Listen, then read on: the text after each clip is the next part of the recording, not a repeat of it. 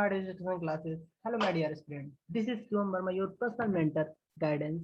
I'm going to start daily free live classes for competitive exam as well as for exam like IIT, NDA, Navy, Air Force, IBPS. So if you are interested, so please visit our channel and never forget to subscribe it. Thank you. अगर आपने अभी तक हमारे channel को subscribe नहीं किया है तो जल्दी से जाए सब्सक्राइब करें, लाइक शेयर सब्सक्राइब करना बिल्कुल ना भूलें। अगर आपने अभी तक रजिस्ट्रेशन नहीं किया है तो जल्दी से जाए रजिस्ट्रेशन करें। तो देरी किस बात की है, चलिए स्टार्ट करते हैं आज का क्लास।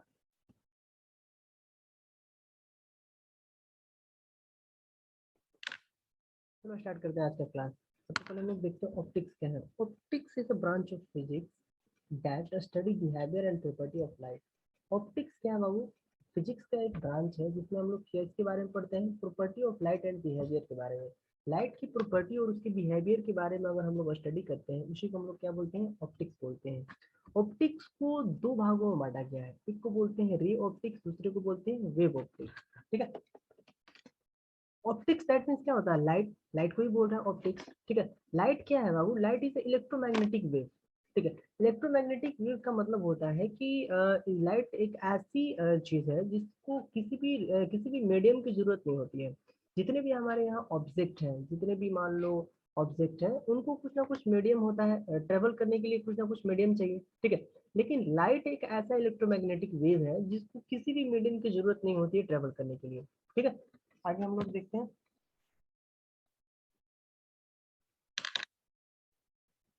अक्सर क्वेश्चन पूछते रहता है कि what is the light year.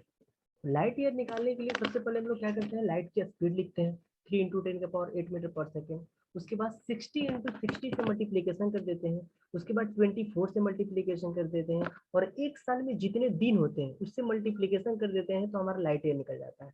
ठीक है, सो सिंपल है। यहाँ पे हम लोग लाइन बाय लाइन हम लोग देखते हैं। सबसे पहले लाइट की स्पीड लिखेंगे, उसके बाद 60 मिनट 60 सेकेंड इंटू 24 आवर। ठीक है, और एक साल में जितने दिन होते हैं 365 दिन, उसको हम लोग मल्टीप्लीकेशन कर देते हैं तो लाइट ईयर निकल जाता है।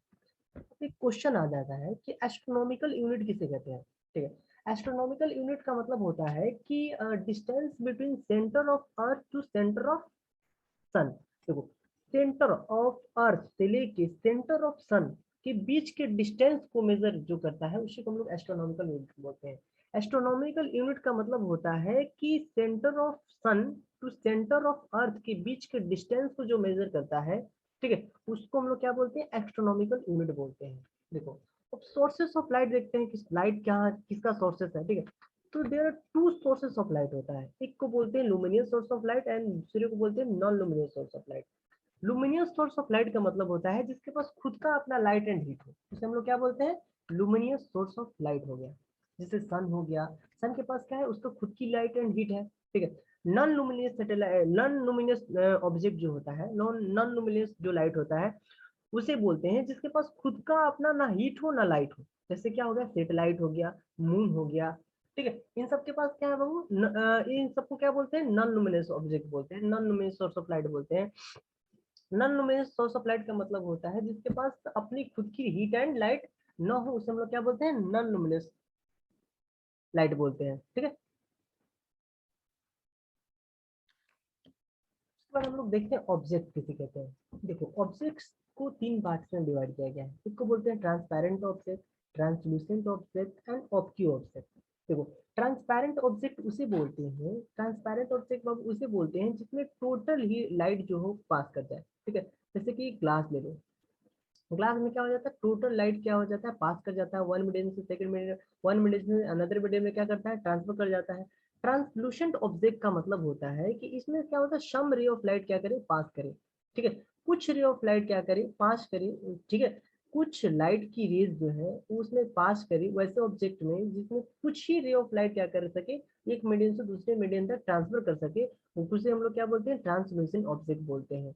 और ऑब्क्यू ऑब्जेक्ट का मतलब होता है कि it can not be pass any ray of light from one medium to another medium. That means कोई भी रे ऑफ लाइट एक मीडियम से दूसरे मीडियम क्या हो? ट्रांसफर ना कर सके, उसे हम लोग क्या बोलते हैं? ऑब्क्यू ऑब्जेक्ट बोलते हैं। इसको हम लोग शैडो भी बोलते हैं, ध्यान में रखना। देखो, इस सबसे क्वेश्चन बहुत ज्यादा आते हैं। ठीक है, ऐसे आप लोगों को अगर नेवी, एनडीए और एयरफोर्स का देना है तो इस सबसे क्वेश्चन आते हैं। इस सबसे ऑब्जेक्टिव जो क्वेश्चन है इसी सबसे बनते हैं।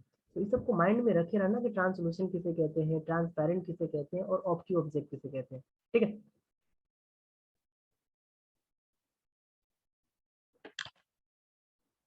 नेक्स्ट टॉपिक है हमारा सोर्स ऑफ लाइट। देखो सोर्स ऑफ लाइट को देखो क्या बोलते हैं, एक को बोलते हैं पॉइंट सोर्स ऑफ लाइट, दूसरे को बोलते हैं एक्सटेंडेड सोर्स ऑफ लाइट। ठीक है, अगर कोई पॉइंट से नंबर्स ऑफ रे निकलता है, ठीक है, अगर कोई पॉइंट से, अगर मान लो ये टॉर्च है, ये टॉर्च से क्या करता है, अगर रे ऑफ लाइट निकलता है, किसी पॉइंट से रे ऑफ लाइट निकलता है और किसी ऑब्जेक्ट पे पड़ता है, ठीक है, तो उसको हम लोग क्या बोलते हैं, उम्रा बोलते हैं। ये क्वेश्चन आया हुआ है, एनडीए के बैच में भी आया हुआ है और एयरफोर्स में भी आया हुआ है।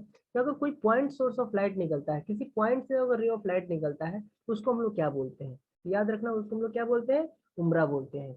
और एक्सटेंडेड सोर्स ऑफ लाइट को हम लोग क्या बोलते हैं, याद रखना, एक्सटेंडेड सोर्स ऑफ लाइट को हम लोग बोलते हैं पेनुम्ब्रा।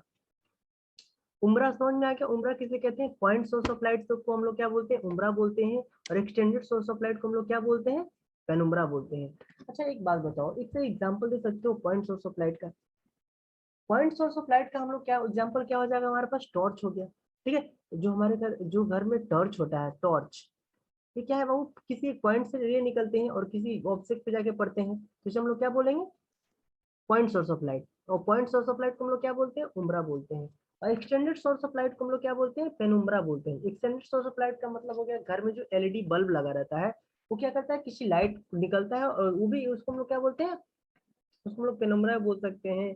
या और भी बहुत सारे ऐसे एग्जांपल्स हो गए, जैसे कि आपका हो गया, मान लो कि कार की लाइट्स हो गई, उसको भी हम लोग पेनुम्ब्रा के फॉर्म में ही ला देते हैं। आजकल तो बहुत न्यू न्यू टाइप के एलईडी बल्ब आ गए हैं।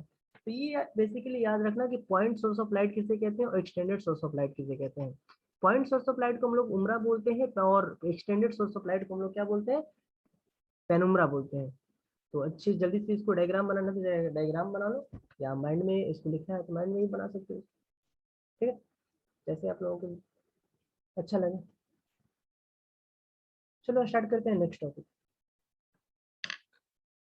देखो ऑप्टिक्स में को दो भागों में हम लोग वैसे ही बोल सकते हैं। देखो ऑप्टिक्स लाइट में हम लोग दो लाइट्स को पढ़ते हैं, एक को बोलते हैं रिफ्लेक्शन ऑफ लाइट, दूसरे को बोलते हैं रिफ्रैक्शन ऑफ लाइट।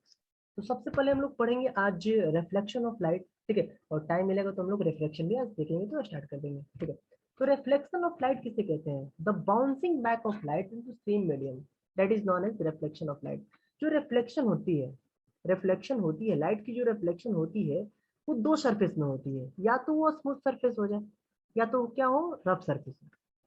ठीक है, उसके बाद हम लोग हेडिंग डालो इंडिकेशन ऑफ लाइट। अभी मैंने हेडिंग डालिया इंडिकेशन ऑफ लाइट। चलो स्टार्ट करते हैं indication of light. Indication of light में क्या हम, इसको हम लोग क्या बोलते हैं, स्मूथ सरफेस बोलते हैं। ठीक है, या प्लेन मिरर इसको हम लोग बोलते हैं, इसको क्या बोले, प्लेन मिरर। जब कोई रे ऑफ लाइट, इन्फिनिटी से कोई रे ऑफ लाइट आके प्लेन मिरर पे टकराती है, जब कोई भी रे ऑफ लाइट इन्फिनिटी से आ रही है और प्लेन मिरर पे आके टकरा रही है, तो उस रे ऑफ लाइट को हम लोग क्या बोलते हैं, इंसिडेंट रे ऑफ लाइट बोलते हैं। ठीक है, और जब मिरर से टकराने के बाद जो इसकी लाइट क्या करता है, बाउंस करता है, ठीक है, उसको हम लोग क्या बोलते हैं, रिफ्लेक्टेड रे बोलते हैं। ठीक है, और देखो एक मिरर के, जो प्लेन मिरर का जो परपेंडिकुलर लाइन होता है, इन दोनों के बीच का जो परपेंडिकुलर लाइन होता है, उसे हम लोग क्या बोलते हैं, नॉर्मल लाइन बोलते हैं। ठीक है, अब यहाँ पे एक बात गौर करने वाली बात है कि देखो इंसिडेंट रे और नॉर्मल लाइन के बीच में जो एंगल होता है ना, तो उसको हम लोग क्या बोलते हैं, एंगल ऑफ इंसिडेंट बोलते हैं। और नॉर्मल लाइन और रिफ्लेक्टेड रे के बीच में जो एंगल बनता है, उसे हम लोग क्या बोलते हैं, एंगल ऑफ रिफ्लेक्टेड। क्या समझ में आ गया, जब कोई रे ऑफ लाइट इंफिनिटी से आके किसी प्लेन मिरर पे टकराती है, उसे हम लोग क्या बोलते हैं, इंसिडेंट रे बोलते हैं। ठीक है, और इंसिडेंट रे बोलते हैं, जब टकराने के बाद जब बाउंस करता है, उस रे ऑफ लाइट को हम लोग क्या बोलते हैं, रिफ्लेक्टेड रे बोलते हैं। ठीक है, और इन दोनों के बीच के परपेंडिकुलर लाइन को हम लोग क्या बोलते हैं, नॉर्मल लाइन बोलते हैं। जब इंसिडेंट रे और नॉर्मल लाइन के बीच का जो एंगल होता है, उस एंगल को हम लोग क्या बोलते हैं, एंगल ऑफ इंसिडेंट बोलते हैं। और नॉर्मल लाइन और रिफ्लेक्टेड रे के बीच में जो एंगल बनता है, उसको हम लोग क्या बोलते हैं, एंगल ऑफ रिफ्लेक्शन। बात समझ में आ गई, यहाँ तक सबको क्लियर है। अभी हम लोग क्या पढ़ रहे हैं, अभी हम लोग रिफ्लेक्शन पढ़ रहे हैं, उसके बाद हम लोग क्या पढ़ेंगे, रिफ्रैक्शन पढ़ेंगे, याद रखना। ठीक है, और सब्सक्राइब करना बिल्कुल मत भूलना, लाइक शेयर एंड सब्सक्राइब। और डिस्क्रिप्शन में रजिस्ट्रेशन का लिंक दे दिया गया है, जाके रजिस्ट्रेशन कर लेना। ठीक है, और रजिस्ट्रेशन करते ही आप लोगों को वहाँ पे नोट्स तो वहीं पे आपको प्रोवाइड होता है, आप लोगों को पहले से पता ही है। ठीक है, चलो नेक्स्ट हेडिंग डालो, इसको लिख लो आप लोग, इसका डायग्राम बना लो, उसके बाद नेक्स्ट हेडिंग डालो। तो नेक्स्ट हेडिंग डालिए law of reflection. Law of reflection आप सबने बहुत बार पढ़ा होगा, क्लास 8 में पढ़ा होगा, क्लास 9 में पढ़ना है मे बी, या नाइन्थ में शायद नहीं पढ़ना है, 10th में पढ़ना है। ठीक है, 11th 12 में आपने पढ़ा होगा लॉ ऑफ रिफ्लेक्शन। ठीक है, there are two law of reflection. Law of reflection कितने होते हैं? दो होते हैं। First law, law of reflection किसे कहते हैं? जब देखो, जब किसी सेम प्लेन पे इंसिडेंट रे, नॉर्मल लाइन और रिफ्लेक्टेड रे किसी सेम प्लेन पे आके मिलते हैं। ठीक है, जब जब normal line, incident ray, normal line और रिफ्लेक्टेड रे किसी सेम प्लेन पे आके मीट करते हैं, उसे हम लोग क्या बोलते हैं? First law of reflection. ठीक है, और एंगल ऑफ इंसिडेंट, देखो यहाँ पे angle of incident equal to angle of reflection को हम लोग क्या बोलते हैं? Second law of reflection. ठीक है, और ये जो प्लेन हो रहा है ना, यहाँ पे प्लेन प्लेन दो बार हमने बता दिया, वो कौन से प्लेन होगा जिसपे ये लाई करेगा? ठीक है, वो प्लेन क्या हो सकता है बाबू? या तो हॉरिजॉन्टल प्लेन हो सकता है, या तो वर्टिकल प्लेन हो सकता है। ठीक है, या तो हॉरिजॉन्टल प्लेन हो सकता है, या तो वर्टिकल प्लेन हो सकता है, जिसमें ये क्या करे? Angle of incident, angle of reflection और नॉर्मल लाइन आके मीट करे। ठीक है, तो सबको बात समझ में आ गई? Law of reflection, law of reflection दो होते हैं, टू लॉज ऑफ रिफ्लेक्शन होते हैं। फर्स्ट लॉ ऑफ रिफ्लेक्शन उसे बोलते हैं जब इंसिडेंट रे, नॉर्मल लाइन और रिफ्लेक्टेड रे किसी सेम प्लेन पे आके मीट करे, उसे हम लोग फर्स्ट लॉ ऑफ रिफ्लेक्शन बोलते हैं। और एंगल ऑफ इंसिडेंट यहाँ पे देखिए, हमने यहाँ पे लिखवाया है angle of incident equal to angle of reflection को हम लोग क्या बोलते हैं? Second law of reflection. यहाँ तक सबको क्लियर है? किसी को कोई भी डाउट, डायरेक्ट आप मैसेज कर सकते हैं। यहाँ पे मेरा नंबर दिया गया है, यहाँ पे स्मार्ट ईडीयू स्मार्ट ईडीयू का यूट्यूब चैनल है, यहाँ पे मेरा इंस्टाग्राम है स्मार्ट ईडीयू के नाम से, और ये हमारा स्मार्ट ईडीयू का वेबसाइट है, इस पे जाके आप रजिस्ट्रेशन कर सकते हैं। और यहाँ पे आप क्या कर सकते हैं? क्वेश्चन भी डाल सकते हैं, या आप मैसेज भी कर सकते हैं। ठीक है, किसी को कोई भी डाउट हो इस नंबर पे कॉल कर सकता है, ये मेरा व्हाट्सएप नंबर है, इस पे कॉल कर सकता है या टेक्स्ट मैसेज कर सकता है। ठीक है, और नेक्स्ट हेडिंग डालिए। और ऐसी लाइव क्लासेस पाने के लिए आपको क्या करना पड़ेगा? लाइक, शेयर एंड सब्सक्राइब करना बिल्कुल नहीं भूलिए। ठीक है, चलिए नेक्स्ट टॉपिक हेडिंग डालिए। नेक्स्ट आपका हेडिंग डालिए स्मूथ सरफेस। ठीक है, स्मूथ सरफेस को दो भागों में बांटा गया है, एक को बोलते हैं प्लेन मिरर, दूसरे को बोलते हैं स्पेरिकल मिरर। ठीक है, स्पेरिकल मिरर और प्लेन मिरर हमारे देख लीजिए। प्लेन मिरर किसे कहते हैं? डायग्राम बना लीजिए, और स्पेरिकल मिरर किसे कहते हैं? ये भी डायग्राम बना लीजिए। उसके बाद हम कुछ एक क्वेश्चन दे रहे हैं, आप लोग सोल्व कीजिएगा। ठीक है, उसके बाद हम सोल्व खुद भी कराएंगे, तो हमेशा कराते हैं, आज भी कराएंगे। ठीक है, आप लोगों को अच्छा करना है एग्जाम में। ठीक है, तो रेगुलर आप पढ़ाई किया कीजिए आप लोग, ये नहीं कि आज पढ़े कल गैप कर लिए, ऐसा मत कीजिएगा। अपने आप को कभी धोखा मत दीजिएगा। अगर ऐसा जो बच्चा करता है, वो क्या करता है? अपने आप को धोखा दे रहा है। ठीक है, आज करेंगे, कल करेंगे, परसों करेंगे, हर दिन वो क्या कर रहा है? अपने आप को टाल रहा है। ऐसा मत कीजिएगा। अगर आपको सच में कुछ करना होगा तो जरूर उससे मेहनत कीजिएगा। और अपने आप को एक सोल्जर बनाने के लिए किसी चीज का, अगर कुछ चीज आप बनना चाहते हैं, सोल्जर ही बनना चाहते हैं, तो अपने आप को तपाना पड़ेगा। ठीक है, डैट मीन्स तपाना पड़ेगा, डैट मीन्स हार्ड वर्क करना पड़ेगा। जब तक आप किसी चीज को शिद्दत से नहीं चाहिएगा तो कहाँ से मिलेगा? ठीक, तो अच्छे से मेहनत कीजिएगा, और जितने टॉपिक पढ़ा रहे हैं ना, इससे एक भी क्वेश्चन हट के नहीं आएगा, ये प्रॉमिस है। ठीक है, आप लोग बुक देख खोलिएगा, एनडीए, नेवी और एयरफोर्स का बुक निकालिएगा, उससे क्वेश्चन मिलाइएगा। ठीक है, आपको लाइन बाय लाइन क्वेश्चन मिल जाएगा। मे भी इक्का दुक्का क्वेश्चन इधर उधर हो सकता है, लेकिन आपको 90% आपका क्वेश्चन हमारे नोट से मिल जाएगा। तो जल्दी से इसको स्मूथ सरफेस को लिखिए, उसके बाद कुछ और आगे बढ़ाते हैं।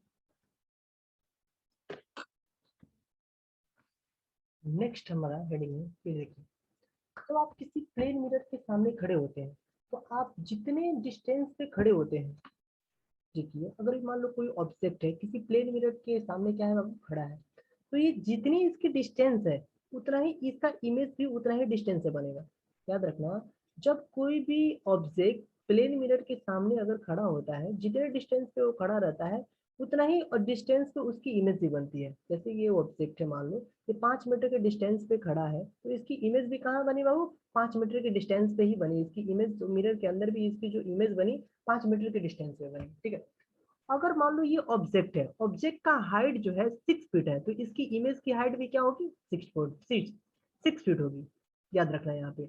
अगर एक बात और, अगर कोई भी ऑब्जेक्ट, ठीक है, मिरर के तरफ भी मीटर पर सेकंड के स्पीड से अगर क्या कर रहा है, दौड़ रहा है, तो इमेज भी कितने की स्पीड से दौड़ेगा, 2 मीटर पर सेकंड, ठीक है। उसके जस्ट डबल हो जाता है। याद रखना, कुछ पॉइंट्स है यहाँ पे लिखा है, उसको जरा देखना तुम लोग। Height of object and image is always equal. जो ऑब्जेक्ट का हाइट है और इमेज का हाइट है, वो दोनों हमेशा क्या होगा बाबू, इक्वल होगा रिफ्लेक्शन में, ठीक है। ठीक है, उसके बाद distance of object in front of mirror always always be equal. और ऑब्जेक्ट देखो यहाँ पे, ये बात समझना, distance of object and distance of image always be equal in front of mirror, ठीक है। और ये बात यहाँ पे समझ में आ गई। अब थर्ड पॉइंट है, if object start moving v metre per second then image move 2v metre per second. अगर कोई भी ऑब्जेक्ट मिरर की तरफ v मीटर पर सेकेंड के स्पीड से दौड़ रहा है, तो उसके तरफ इमेज कितने मीटर पर सेकेंड का स्पीड से दौड़ेगा, 2v मीटर पर सेकेंड। याद रखना। अगर अगर इफ मिरर रोटेट थीटा, अगर हम लोग मिरर को थीटा से रोटेट करेंगे, थीटा डिग्री से क्या करेंगे, अगर मान लो ये मिरर है, मिरर को हम लोग क्या करेंगे, थीटा डिग्री से क्या करेंगे, रोटेट करेंगे, तो उसकी इमेज कितना बनेगी बाबू, 2 थीटा। दैट मीन्स यहाँ पे जरूर समझ में आते हैं, यहाँ पे देखो देखो देखो समझाते हैं। दैट मीन्स अगर इमेज को हम लोग 30 डिग्री पे रखे हैं, सॉरी, ऑब्जेक्ट को 30 डिग्री पे रखे हैं, तो इमेज कितने डिग्री पे बनेगा बाबू, 60 डिग्री पे, बोले ना। तो अगर मिरर को थीटा डिग्री के रिस्पेक्ट में, थीटा डिग्री पे हम लोग रोटेट करते हैं, तो इमेज कितना डिग्री पर बनता है बाबू, 2 थीटा डिग्री। डेट मीन्स अगर कोई भी इमेज 30 डिग्री पे है, तो उसकी सॉरी, कोई भी ऑब्जेक्ट अगर 30 डिग्री पे है, तो उसका इमेज कितने डिग्री बनेगा बाबू, 60 डिग्री बनेगा। यहाँ तक किसी को कोई भी डाउट, ठीक है, कोई भी डाउट हो तो मैसेज कर सकता है, ठीक है।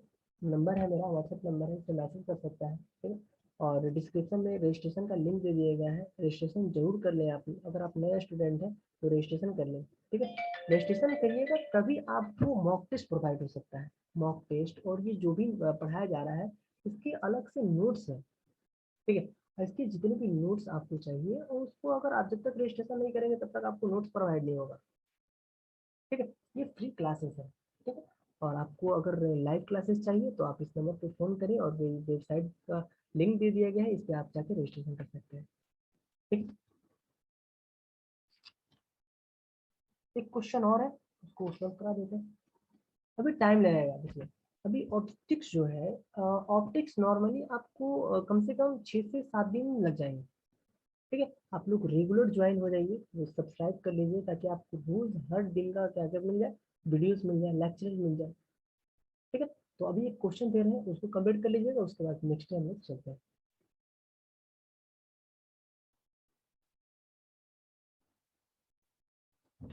जल्दी से, मैंने एक क्वेश्चन दिया हुआ है, आप लोगों के शायद ये क्वेश्चन बनाए होंगे आप लोगों ने।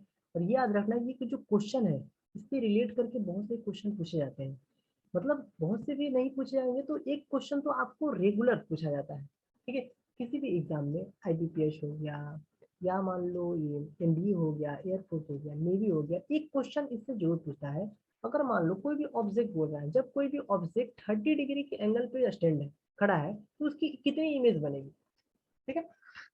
अगर मान लो आपने घड़ी देखा है, घड़ी घड़ी क्या करता है बाबू, 360 डिग्री रोटेट करता है, ठीक है। तो ये जो मिरर है, ये भी क्या करेगा बाबू, 360 डिग्री रोटेट करेगा, ठीक है। तो इसको हम लोग क्या कर देंगे बाबू, 360/30 कर देंगे, एकदम सो सिंपल। एक जीरो से एक जीरो कटा देंगे, और इससे कटा देंगे, कितना आएगा, 12 आ गया, 12। और फिर -1 कर देते हैं, तो हमारी इमेज निकल जाती है, -1 कर देंगे, कितना आ गया, 11। अब हमारा इमेज कितना बन गया, इमेज। याद रखना, या आप लोग इसको क्या कर सकते हो, खुद से ही बना सकते हो, ठीक है। अगर कोई भी ऑब्जेक्ट 30 डिग्री पे खड़ा है, ठीक है, तो उसकी कितनी इमेज बनेगी। अगर कोई भी ऑब्जेक्ट मिरर के सामने 30 डिग्री एंगल पे खड़ा है, तो कितनी उसकी इमेज बनेगी, तो याद रखना 11। अगर मान लो यहाँ पे 30 ना देखिए, यहाँ पे 40, 45, या कुछ भी देंगे, 45 डिग्री एंगल पे खड़ा है, तो कितनी इमेज बनेगी, 60 डिग्री पे खड़ा है तो कितनी इमेज बनेगी, 70 डिग्री पे खड़ा है तो कितनी इमेज बनेगी। समझ आ गया? क्या कर देंगे, 360 अपन जितना डिग्री दिया रहेगा उतना हम लोग डिवीजन कर लेंगे, उसके बाद -1 कर देंगे, हमारा इमेज निकल जाएगा। ठीक है। लास्ट में हम एक क्वेश्चन दे रहे हैं, आप सब बना के लाइएगा। अगर कोई भी object, if object stand on 180 degree, then how many images are formed?